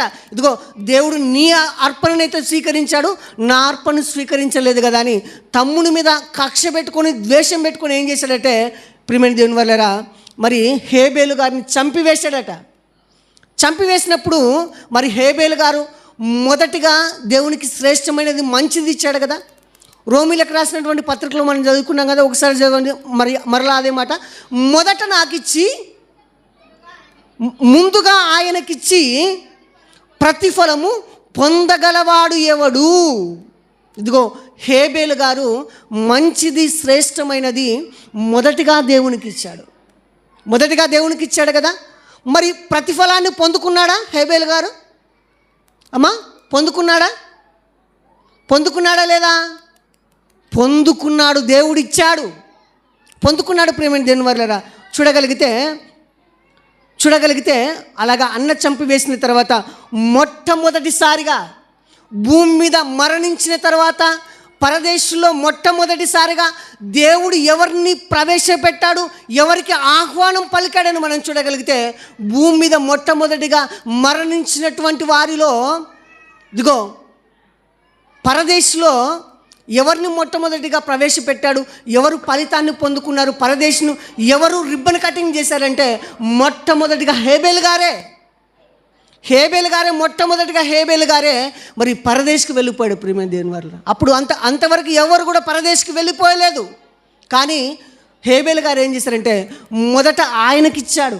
ఆయనకిచ్చిన తర్వాతనే దేవుడు హేబేలు గారికి ఏమి ఇచ్చాడు? ప్రతిఫలాన్ని ఇచ్చాడు. ఏంటి ఆ ప్రతిఫలం మనం చూడగలిగితే, మొట్టమొదటిసారిగా భూమి మీద మరణించినటువంటి వారిలో మొట్టమొదటిసారిగా పరదేశికి హేబేలు గారిని పంపించాడు. అది దేవుడు ఆయనకిచ్చినటువంటి మేలు, ఆయనకు చేసినటువంటి ప్రతిఫలం. ప్రేమైన దేవుని వారు అలాగునే మనం చూడగలిగితే రోమీలకు రాసినటువంటి పత్రిక 11వ అధ్యాయము 36వ వచనాన్ని చూడండి. ఆయన మూలమును, ఆయన ద్వారాను, ఆయన నిమిత్తమును సమస్తమును కలిగి ఉన్నవి యుగ యుగముల వరకు ఆయనకే మహిమ కలుగునుగాక. ఏవి కలగాయని మనం చూడగలిగితే, ఇదిగో ఆయన మూలముగా, ఆయన ద్వారాను ఏం కలిగావంటే సమస్తము కలిగావట. ఇవన్నీ కూడా ఎవరివి? మనము అనుభవించేవన్నీ కూడా ఎవరివని చూడగలిగితే, మనవే. ఇవన్నీ మనం చేసుకున్నామా ఏమన్నా? ఇవన్నీ కూడా ఎవరివంటే దేవునివి. అందుకని నేను అంటున్నాడు, ఇదిగో ఆయన ద్వారాను, ఆయన నిమిత్తము సమస్తమును కలిగి ఉన్నాయి యుగ యుగముల వరకు ఆయనకే మహిమ కలుగునుగాక. ఆమెన్. ఇవన్నీ కూడా ఎవరివంటే దేవునివట. మనం అనుభవించేవన్నీ కూడా ఎవరివని మనం చూడగలిగితే దేవునివి. అందుకనే యేసుక్రీస్తు వారు ఏం చెప్పారంటే, ఇదిగో దేవునికి చెల్లించండి అని చెప్పాడు. దేవునికి చెల్లించమని చెప్పాడు. ప్రేమ దేవుని వారు అలాగని మనం చూడగలిగితే అపోస్తుల కార్యములు 20వ అధ్యాయము 35వ వచనాన్ని చూడండి. త్వరగా చూసుకుందామండి. అపోస్తుల కార్యములు 20వ అధ్యాయము 35వ వచనం. అపోస్తుల కార్యములు 20వ అధ్యాయము 35వ వచనం. మీరును పుచ్చుకొనుట కంటే, అక్కడి నుంచి చదవండి. పుచ్చుకొనుట కంటే ఇచ్చుట ధన్యము. పుచ్చుకొనుట కంటే ఇచ్చుట ధన్యము అని ప్రభువైన యేసు చెప్పిన మాటలు జ్ఞాపకము చేసుకోవాలని అన్ని విషయంలో మీకు మాదిరిగా చూపితినని చెప్పెను. ఈ మాట ఎవరు తెలియజేస్తున్నాడు? యేసుక్రీస్తు వారు చెప్తున్నాడు. ఏమని చెప్తున్నాడంటే, ఇదిగో పుచ్చుకొనుట కంటే ఇచ్చుట ధన్యము అంటున్నాడు. ఏమండి, యేసుక్రీస్తు వారు మాటల్లో మాత్రమే చెప్పాడా? మాటలుగానే చెప్పాడా? మాటలుగానే చెప్పాడంటే, ఇదిగో పుచ్చుకొనుట కంటే ఇచ్చుట ధన్యమని ప్రభు అయిన యేసు చెప్పిన మాటలు ఒకసారి మీరు జ్ఞాపకం చేసుకునవలెను. అన్ని విషయాల్లోట, ఎన్ని విషయాల్లో? అన్ని విషయంలో మీకు మాదిరి చూపితునని చెప్పెను. అంటే యేసుక్రీస్తు వారు కూడా ఇచ్చారంటే యేసుక్రీస్తు వారు కూడా అన్ని విషయాల్లో యేసుక్రీస్తు వారు కూడా చేశారు. ప్రేమైన దేవుని వారు ఇచ్చాడు. అందుకని ఆయన ఏమంటున్నాడంటే మీకు మాదిరి చూపితునని చెప్పాను. మనకు మాదిరి చూపించాడట. చూడగలిగితే మొదటిగా మనం ఏమంటాము? మనం అడుగుతున్నప్పుడు మనం ఏం చేయాలి? మనం కూడా ఇవ్వాలి.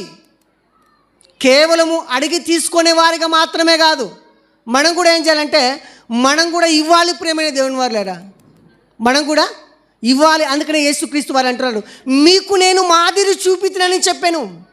మాదిరి చూపించాడంటే ఆయన కూడా ఇచ్చాడు. యేసుక్రీస్తు వారు ఉన్నటువంటి దినంలో రోమా ప్రభుత్వానికి ఆయన పన్ను కట్టలేదా? షెకెలు కట్టలేదా? షెకెలు చెల్లించాడా లేదమ్మా? చెల్లించాడు కదా. ఆయన కూడా పన్ను చెల్లించాడు యేసుక్రీస్తు వారు. అందుకని ఆయన అంటున్నాడు నేను మీకు మాదిరి చూపితిని, నేను మీకు మాధురిని చూపితిని అంటున్నాడు. ప్రియమైన దేవుని వల్ల అంటాడు యేసుక్రీస్తు వారు అందరికి కూడా ఏం చేశాడంటే మాదిరి చూపించాడట.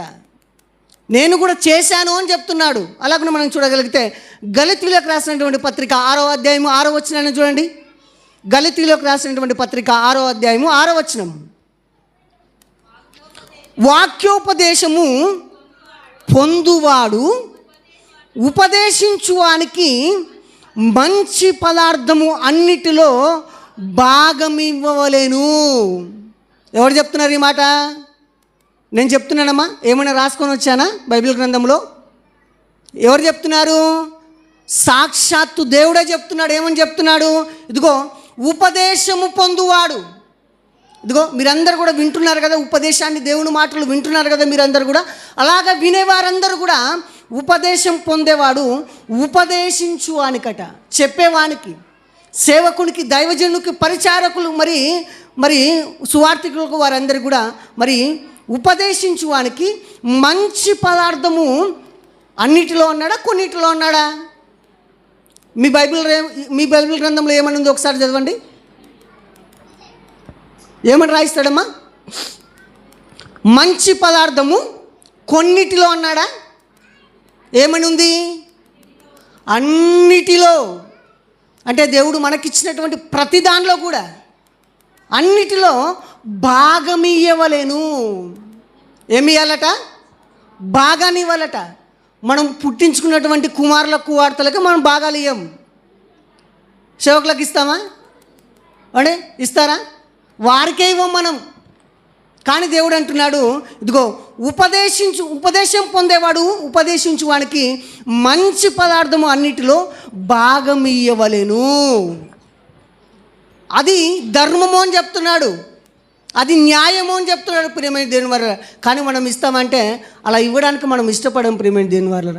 శాస్త్రులు, పరిచయులు ఎలాగైతే ఆ చిన్న వాటిలో, పుదీనలో, సోపులో ఎలాగైతే చిన్న వాటిలో ఇస్తున్నారో అలాగిస్తాం మనం, అలాగిస్తాం ప్రియమైన దేవుని వల్ల మనము. అలాగనే దేవుడు అంటున్నాడు మరి సేవకునికి, దైవజనునికి ఇదిగో నీ మనసు మార్చేలాగా, నువ్వు పరలోకం వెళ్ళేలాగా వాక్యాన్ని ప్రకటిస్తాడు కదా. ఇదిగో నీ కోసము, నీ కుటుంబం కోసం, మీ పిల్లల కోసం, మీ కష్టాల కోసం మీరు బాగుండాలని మీకు ప్రార్థన చేస్తాడు కదా. ఇదిగో అది కష్టమైన, సంతోషమైన మీ కుటుంబంలో అన్నీ జరిగిస్తాడు కదా. అలాంటి వానికి, సేవకునికి, దైవజనునికి మీరు ఏం చేయాలంటే అన్ని దానిలో మంచి పదార్థము అన్నిటిలో భాగం ఇవ్వాలని చెప్తున్నాడు. కాబట్టి భాగమేమో కానీ వాడి దేవుడి మీ కష్టార్జితంలో ఒక 100 రూపాయలు ఇవ్వడానికి కూడా ఇష్టపడరు ప్రియమైన దేవుని వాళ్ళరా. ఇష్టపడతారమ్మా?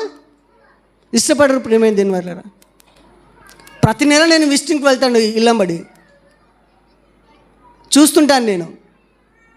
చూస్తుంటాను ప్రియమైన దేవుని వాళ్ళరా. 5, 10 ఎవడి అడుక్కునే వారు కూడా తీసుకోరు అసలుకి. వాళ్ళేమంటారు నాకు ఇంతే కావాలని డిమాండ్ చేస్తాడు. వాడైతే చేస్తారా, చేయరా? ఇచ్చేంత వరకు పోనేనంటాడు. ఎవడి దేవుడు అంటున్నాడు మరి ఉపదేశించు వానికి మంచి పదార్థం అన్నిటిలో భాగం ఇవ్వవలెను. అలాగనే మనం చూడగలిగే గ్రంథము 3వ అధ్యాయము 7వ వచనం నుండి చూడండి. మలాకి గ్రంథము మీ పితరుల నాటి నుండి మీరు నా కట్టడలను గైకొనక వాటిని త్రోసివేసితిరి. అయితే దేవుడు చెప్తున్నటువంటి మాటలు మనం చూడగలిగితే, మీరు మీ పితరుల నాటి నుండి, ఎప్పటి నుంచట? ఇదిగో మన పితరులు ఉన్నారు కదా, మన నాన్నగారు, మన జనాన్నగారు, అలాగ వెనక్కి వెళ్ళిపోతే మీ పితరుల నాటి నుండి మీరు నా కట్టడలను గైకొనక వాటిని మీరు త్రోసివేశారు, జరిగించట్లేదు, త్రోసివేశారు. అయితే మీరు నా తట్టు తిరిగిన ఎడల నేను మీ తట్టును తిరుగుదునని సైన్యములకు అధిపతియగు యెహోవా సెలవీయగా మేము దేని విషయంలో తిరుగుదుమని మీరందరూ దేవుడు అంటున్నాడు ఇదిగో మీరు మీ పితరుల నాటి నుండి నా కట్టలను గైకొనక వాటిని త్రోసివేశారు.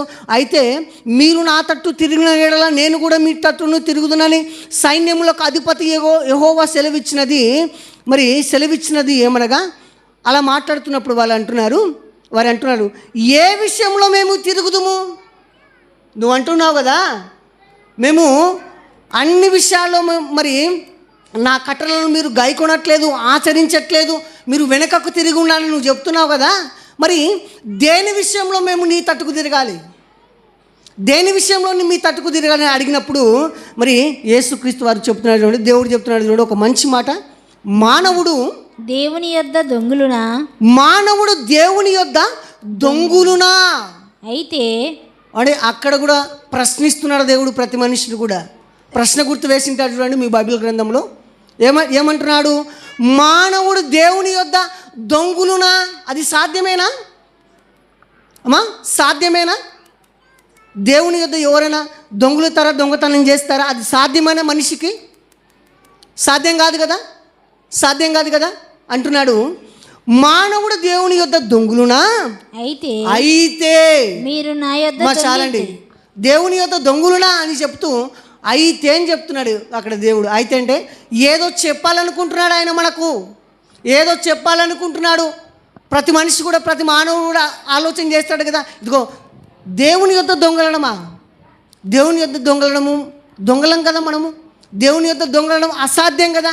ఇదిగో దేవుని మందిరంలో కానీ దేవుని యొద్ద దొంగలితే మనకు శాపాలు వస్తాయి, మన కుటుంబాలు బాగుండవు అని ఆలోచన చేస్తారు కదా మీరందరూ కూడా. అలాగ దొంగలుట అసాధ్యమని అనుకుంటారు కదా మీరు. అయితే అంటున్నాడు చూడండి, ఏమంటున్నాడు? అయితే అని చెబుతూ మీరు నా యొద్ద దొంగిలితిరి అంటున్నాడు. ఏమంటున్నాడు? అలా దొంగలలో అసాధ్యమని మీరు చెప్తున్నారు. అయితే ఇదిగో వినండి, మీరు నా యొద్ద దొంగిలితిరి, మీరు దొంగలు అంటున్నారు. ఏమండి? నేను అనట్లేదండి. ఎవరంటున్నారు? నేనంటే నన్ను ఉరికిస్తారు మీరు. నేను అనట్లేదు. ఎవరంటున్నారు? సాక్షాత్తు దేవుడే అంటున్నాడు. ఇదిగో మనల్ని పుట్టించినటువంటి దేవుడే అంటున్నాడు. ఏమంటున్నాడు? అయితే మీరు నా యొద్ద దొంగిలితిరి, దేని విషయంలో మేము మీ యొద్ద దొంగిలితిమని మీరు అడుగుతారు మీరు. ఏమంటే అడుగుతాం కదా మనము, మన సన్నులమా అడుగుతాం మనం. దేని విషయంలో దొంగిలాము, నీది ఎప్పుడు తీసుకున్నాము అని మీరు అడుగుతారు అని చెప్తున్నాడు. ముందరనే మనిషి యొక్క స్వభావాన్ని గురించి దేవుడు రాయిస్తున్నాడు.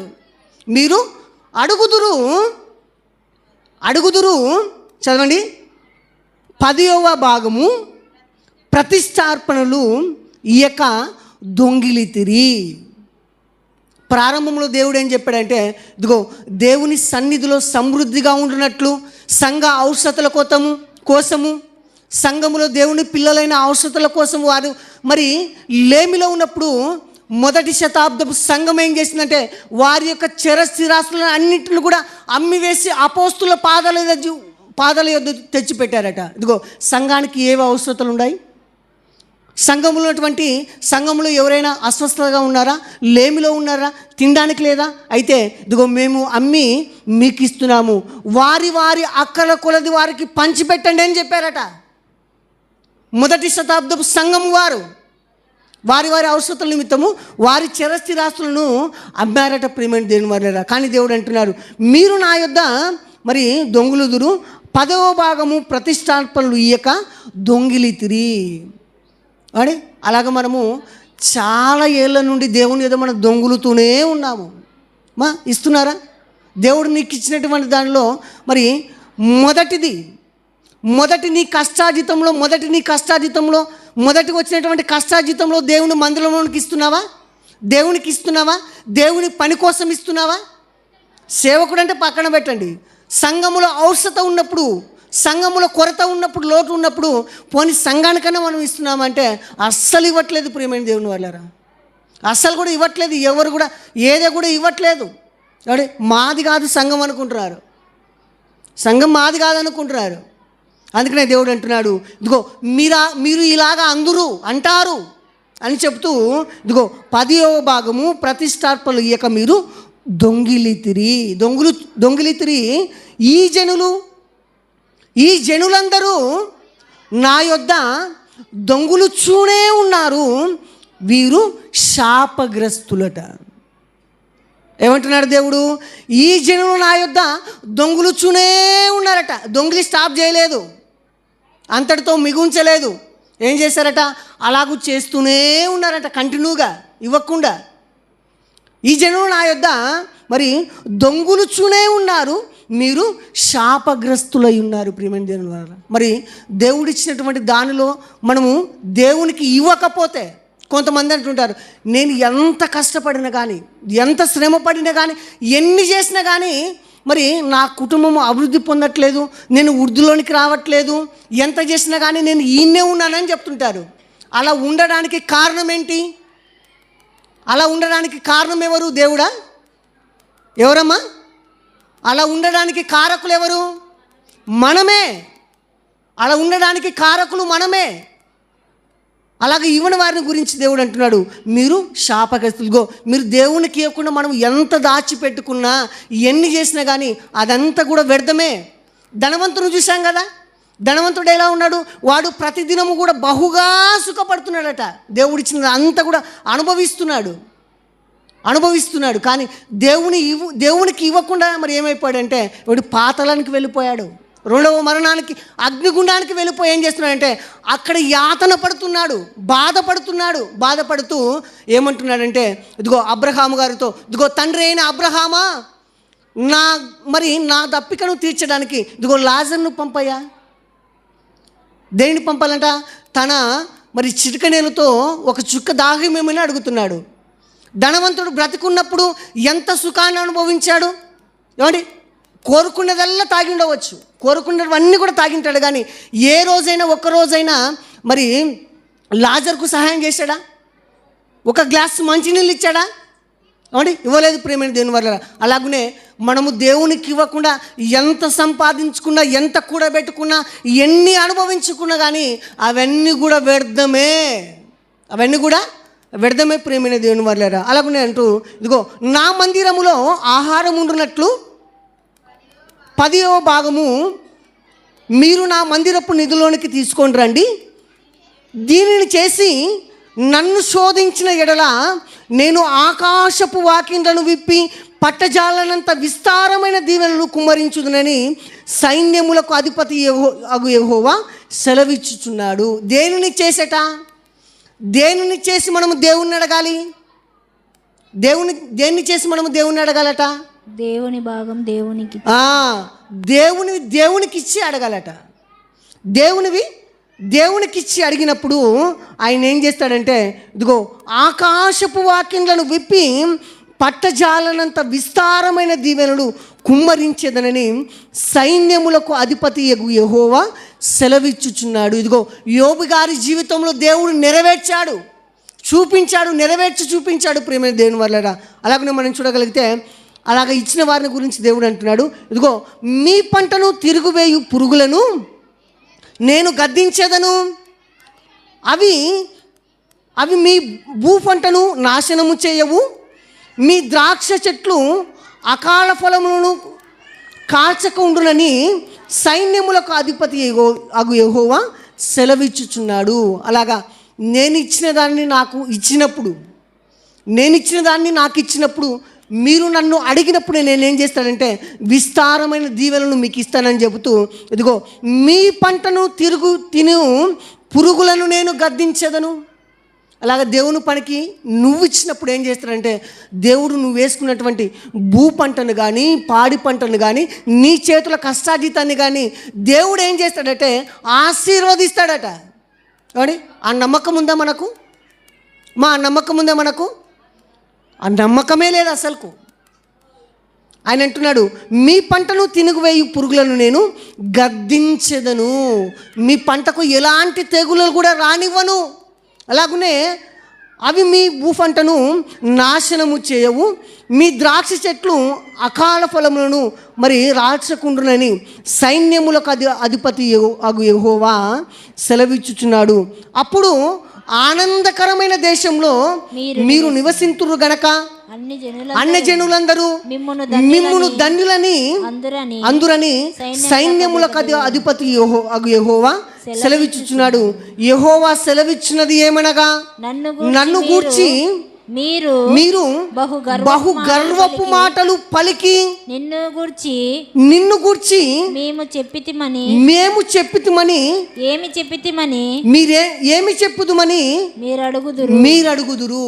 జనులు ఏం చేస్తారట, ఏమంటారని చెప్తున్నారంటే, సైన్యములకు మరి యెహోవా సెలవిచ్చినది ఏమనగా నన్ను గూర్చి, అనగా దేవుణ్ణి గూర్చి, నన్ను గూర్చి మీరు బహు గర్వపు మాటలు పలికి అంటున్నాడు. చూడండి ఏం చేస్తాడట మనిషి, దేవుణ్ణే గర్వముగా మాట్లాడతాడట. మీరు బహు గర్వపు మాటలు పలికి నన్ను గూర్చి ఏమి చెప్పుదుమని మీరందరూ, ఇదిగో దేవుని సేవ చేయుట నిష్ఫలమనియు ఆయన ఆజ్ఞలను గైకొని సైన్యములకు అధిపతియగు యెహోవా సన్నిధిని మనము దుఃఖాకాంతులుగా తిరుగుట వలన ప్రయోజనమేమి? గర్విష్ఠులు దన్నులగుదరనియు యెహోవాను శోధించు దుర్మార్గులు వర్ధిల్లుదురనియు వారు సంరక్షణ పొందుదరనియు మీరు చెప్పుకొనుచున్నారు. అమ్మ, ఇంతటితో చాలు, ఇంకా చాలా ఉంది, నేను ముగిస్తాను. మరి ఈ వాక్య భాగాన్ని మనం వివరించుకుందాం. దేవుడు ఏమంటున్నాడంటే, ఇదిగో యెహోవా సెలవిచ్చినది ఏమనగా నన్ను గురించి మీరు ఏం చేస్తారంటే బహు గర్వపు మాటలు పలుకుతాడట. ఏం చేస్తారట, మానవుడు దేవుని గురించి ఎలా మాట్లాడతాడంటే, ఇదిగో బహు గర్వపు మాటలు పలికి నిన్ను గూర్చి ఏమి చెప్పుదుమని అడుగుదురు. ఏమంట, పలికిన తరువాత, మాట్లాడేసిన తరువాత మేమేం మాట్లాడామంటారట. చూడండి ఎలా ఉందో ఇది. మాట్లాడేసిన తర్వాత, అంత అయిపోయిన తర్వాత మేమేం మాట్లాడమంటారట. అలాగా మీరందరూ దేవుని సేవ చేయుట నిష్ఫలమనియు, దేవుని సేవ చేయుట, దేవుని పని చేయుట, దేవుని కోసం ఇవ్వడము నిష్ఫలమ అంటారంట. అంటే ఎలాంటి ప్రయోజనం లేదని చెప్తాడంట మనిషి. ఏం చెప్తాడట, దేవుని సేవ చేయుట నిష్ఫలమనియు, దేవునికి ఇచ్చుట, దేవుని పని చేయుట, దేవుని కార్యాలు చేయడం వలన ఎలాంటి ప్రయోజనం లేదని చెప్తాడంట మనిషి. నిష్ఫలమనియు ఆయన ఆజ్ఞలను గైకొని సైన్యములకు అధిపతి అగు యెహోవా సన్నిధిని మేము దుఃఖాకాంతులుగా తిరుగుట వలన మాకేం ప్రయోజనం అంటున్నాడు. చూడండి, ఇదిగో సైన్యములకు అధిపతి అగు యెహోవా సన్నిధిని మనము దుఃఖాకాంతులుగా తిరుగుట వలన, దేవుని సన్నిధానికి వచ్చి మనం దుఃఖపడటం వలన, బాధపడటం వలన మనకేం ప్రయోజనం లేదని చెప్పుకుంటున్నారట. అంటే దేవుని సన్నిధికి వచ్చి దేవునికి మొరపెట్టినప్పుడు, నీ కష్టం, నీ బాధను చెప్పుకున్నప్పుడు ఫలితం ఉంటుందా ఉండదా? ఉంటుంది. కానీ వీరేం చెప్పుకుంటున్నారంట, ఉండదు అని చెప్పుకుంటారట. ఎలాంటి ప్రయోజనం ఉండదని చెప్పుకుంటారట. అలాగనే దుఃఖాకాంతులు కూడా తిరుగుట వలన మాకేం ప్రయోజనం? దేవుని సన్నిధానంలో పోయి దుఃఖపడితే ఏరిస్తే ఏమైనా ప్రయోజనమా, ఏమైనా కలుగుతుందా అనుకుంటారంట మనిషి. అలాగనే గర్విష్ఠులు ధన్యులగుదురని యెహోవాను శోధించు దుర్మార్గులు వర్ధిల్లుదురనియు. అంటే కొంతమంది సంఘములో, గ్రామంలో మనము కొంతమందిని చూసినప్పుడు, కొంతమంది దేవుని పిల్లలను చూసినప్పుడు ఈ రీతిగా బలుకుతుంటారు. ఏమని? ఇదిగో గర్విష్ఠులు అగుదులనియు యెహోవాను శోధించు దుర్మార్గులు వర్ధిల్లుదురని. ఇదిగో దేవుని పట్ల, సహోదరుల పట్ల గర్వంగా మాట్లాడేవాడు, గర్వంగా ప్రవర్తించేవాడు, దేవుని శోధించేవాడు దుర్మార్గుడు. ఇదిగో వీళ్ళే వర్ధిల్లుతున్నారు కదా, వీళ్ళు బాగున్నారు కదా సమాజంలో. దేవుని పిల్లలమైన మనమే కష్టాన్ని అనుభవిస్తున్నాము, శ్రమను అనుభవిస్తున్నాము, లేమిని అనుభవిస్తున్నాము. వాళ్ళేమో బాగా ఉన్నారు. దేవుని దూషించేవాడు బాగున్నాడు, దేవుని పనిని పాడు చేసేవాడు బాగున్నాడు. అలాగా దుర్మార్గులు వర్ధిల్లుదురనియు వారు రక్షణ పొంది ఉన్నారనియు మీరు చెప్పుకొందురు అని మనం చెప్పుకుంటున్నాం కదా. మరి చెప్పుకుంటున్నారా లేదా? చాలామంది చెప్పుకుంటున్నారు. ఇదిగో దేవుని నమ్మిన వారికే అండి కష్టాలు, దేవుని నమ్మిన వారికే ఇబ్బందులు అని మనం మాట్లాడతాం. కానీ నమ్మని వాడు ఎలా ఉన్నాడంటే వాడు బాగానే ఉన్నాడు, నమ్మని వాడు బాగానే ఉన్నాడు. కానీ నమ్మిన వానికే ఇవన్నీ కూడా అని మీరు చెప్పుకుంటారని దేవుడు తన మాటలు సెలవిస్తున్నాడు ప్రేమైన దేవుని వల్ల. కానీ దేవునికి ఇచ్చి, మొదటగా దేవునికి ఇచ్చి చెడిపోయిన వాడు మరి ఈ యొక్క మానవ చరిత్రలో ఎవరైనా ఉన్నారా? ఒక్కరు కూడా లేరండి. ఒక్కరిని కూడా మనం చూపించాం. ఎందుకంటే దేవుడు అన్యాయస్తుడు కాదు.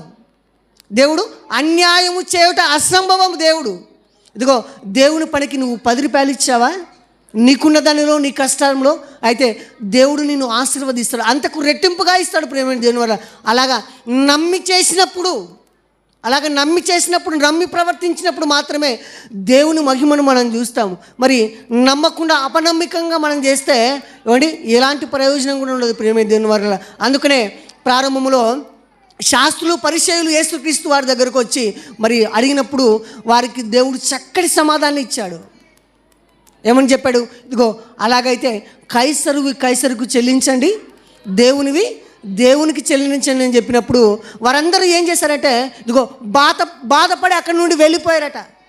అయితే దేవునికి చెల్లించాలా, ఇవన్నీ కూడా దేవుడే ఇచ్చాడు కదా, దేవునికి తిరిగి ఇవ్వాలా అని వారు బాధపడి వెళ్ళిపోయారు ప్రేమ దేవుని వల్ల. అలాగనే ఒక యవనస్తుని కూడా మనం చూస్తాం కదా. యేసుక్రీస్తు వారి దగ్గరకు వచ్చి ఒక యవనస్తుడు అడుగుతున్నాడు, దేవా నిత్య జీవానికి పరలోకానికి వెళ్ళడానికి నేనే మంచి కార్యాన్ని చేయాలన్నప్పుడు ఆయన ఇదిగో ఆజ్ఞలన్నీ కూడా పాటించని చెప్పినాడు. చెప్పిన తర్వాత ఆ యవనస్తుడు ఏమంటే ఇదిగో ప్రారంభం నుండి ఇవన్నీ కూడా నేను జరిగిస్తున్నాను అని చెప్పినప్పుడు అయితే నీకు ఒకటి కొదువగా ఉంది. అది ఏంటంటే నీ ఆస్తిని అమ్మి బీదలకు ఇచ్చి అప్పుడు నన్ను వెంబడించు, అప్పుడు నీకు పరలోకాన్ని ఇస్తానన్నప్పుడు ఆ యవనస్తుడు ఏం చేశాడు తెలుసా? మిక్కిలి బాధపడ్డాడట. ఎందుకు బాధపడ్డాడు? మిక్కిలి బాధపడి అక్కడి నుండి వెళ్ళిపోయాడట. అతడు ఎలా ఉన్నాడంటే బహుధనవంతుడుగా ఉన్నాడు. ఇదిగో ఈయన నా ఆస్తినంతా కూడా అమ్మి బీదలకు ఇచ్చి నన్ను వెంబడించమన్నట్టు అంటున్నాడు కదా. అయితే నేను నాకున్నవన్నీ కూడా వదులుకోవాలా, బీదలకు ఇవ్వాలా, అమ్మి వేయాలా? అయితే నాకు పరలోకం వద్దనుకున్నాడు. ఏమనుకున్నాడు ఆ యవనస్తుడు? ఇవన్నీ కూడా నేను అమ్మి వేయాలా, దేవునికి ఇవ్వాలా, అయితే నాకు పరలోకం వద్దనుకున్నాడు ప్రేమైన దేవుని వల్ల. తన చేతులార పరలోకాన్ని పోగొట్టుకున్నాడు. పరలోకాన్ని పోగొట్టుకొని ఇదిగో నరకానికి, 2వ మరణానికి, అగ్నిగుండానికి వెళ్ళిపోయాడు ప్రేమైన దేవుని వల్ల. కానీ అలాగును మనం ఉండకూడదు ప్రేమైన దేవుని వల్ల. ఇదిగో దేవుడు మనకిచ్చినటువంటి దానిలో, మన చేతుల కష్టాజీతంలో ఇదిగో దేవుని పని అనగానే, సంఘములో కొరత ఉంది అనగానే, మీ యొక్క కష్టం కావాలి అనగానే అందరూ కూడా స్పందించాలి. నీకున్న దానిలో, మనకు లేకపోయినా మనము ఒక పూట ఉపవాసం ఉన్నా కానీ మొదటిగా మనం దేవునికి ఇవ్వాలి, మొదటిగా మందిరానికి ఇవ్వాలి. మందిరంలో ఏ కొరత ఉందని మందిరంలో కొరతను అడగాలి ప్రియమైన దేవుని వారు. ఇదిగో మందిరానికి ఏమైనా కొరతగా ఉన్నాయా, ఇబ్బందులుగా ఉన్నాయా? అయితే ఇదిగో మాకు కలిగిన దాంట్లో మేము ఇస్తాం. సంఘానికి ఇస్తామని చెప్పాలి ప్రేమైన దేవుని వల్ల. ఆ రీతిగా మనం ఉంటే తప్ప దేవుడు మనకు పరలోకాన్ని ఇవ్వడు. ఆ రీతిగా మనం ఉంటే తప్ప దేవుడు మనకు పరలోకాన్ని ఇవ్వడు ప్రేమైన దేవుని వల్ల. మరి దేవుని పనికి ఇచ్చేటప్పుడు మనము మరి మన చేతిని బిగబట్టకూడదు. అందుకనే దేవుడు తన గ్రంథంలో అంటాడు కదా, ఇచ్చేటప్పుడు ఎలా ఇవ్వాలట? సనుగు కొనక బలవంతముగా కాక హృదయంలో నిశ్చయించుకునే దాని ప్రకారం మీరు ఇవ్వాలి. కొందరు ఏం చేస్తారంటే, ఇదిగో దేవుని పనికి ఇవ్వాలి, సంఘ అవసరతలకు ఇవ్వాలంటే బలవంతంగా ఇస్తుంటారు. బలవంతంగా సనుక్కుంటూ గుణుక్కుంటూ ఇస్తుంటారు. ఎప్పుడు అడుగుతుంటారంటే వీళ్ళు, ఎప్పుడు అవసరతనేనా అని అలాగ బలవంతంగా సనుక్కుంటూ గుణుక్కుంటూ ఇస్తుంటారు ప్రేమైన దేవుని వల్ల. అలా ఇవ్వకూడదు. అలా నీవు ఇస్తే నీకు ఎలాంటి ప్రయోజనం కూడా లేదని చెప్తున్నాడు దేవుడు. అలాగ మనం ఇస్తే అంటే ఆ రీతిగా మరి మీరందరూ కూడా సంఘం అంతా కూడా మరి ఉండకూడదని తెలియజేస్తూ, ఇదిగో దేవునికి చెల్లించేవారిగా మీరందరూ కూడా మరి ఉండాలని తెలియజేస్తూ, ఇంతవరకు మరి చక్కగా ఓపికగా దేవుని మాటలు విన్నటువంటి మీకు అందరికీ కూడా మరి ఒకసారి మన ప్రభు అయిన యేసుక్రీస్తు వారి నామములో నా యొక్క వందనాలు, శుభాలు తెలియజేస్తూ మరి వాక్య భాగాన్ని ముగిస్తున్నానండి.